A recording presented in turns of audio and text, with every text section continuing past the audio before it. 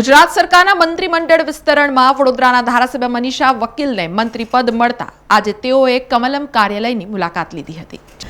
ગુજરાત સરકારના મંત્રીમંડળ વિસ્તરણમાં વડોદરાના ધારાસભ્ય મનીષા વકીલને પણ સ્થાન મળ્યું છે। મનીષા વકીલે શુક્રવારના રોજ યોજાયેલા શપથ સમારોહમાં રાજ્યકક્ષાના મંત્રી તરીકે શપથ લીધા હતા, જે બાદ સાંજે ખાતા ફાળવણી થતા તેમને મહિલા અને બાળ વિકાસ તેમજ સામાજિક ન્યાય અને સશક્તિકરણ વિભાગની ફાળવણી થઈ છે।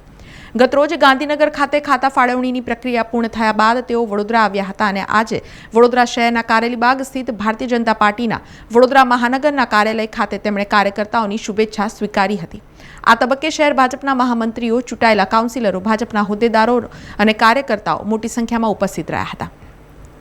પાર્ટીએ આપેલી આ મોટી જવાબદારી બદલ મનીષા વકીલે ભારતીય જનતા પાર્ટીના નેતૃત્વ અને ગુજરાતના મુખ્યમંત્રી ભૂપેન્દ્ર પટેલનો આભાર વ્યક્ત કર્યો હતો।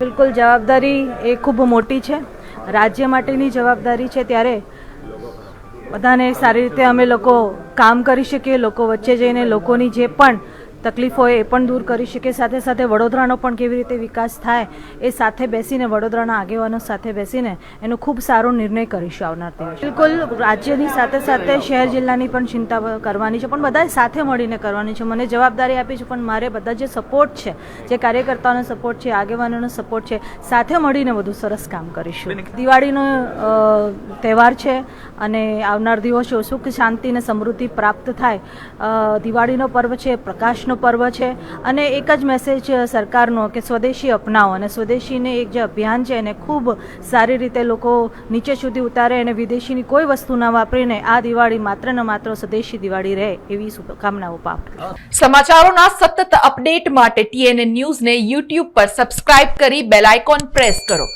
અને અમારી સાથે જોડાયેલા રહો Facebook, Instagram અને Twitter ઉપર।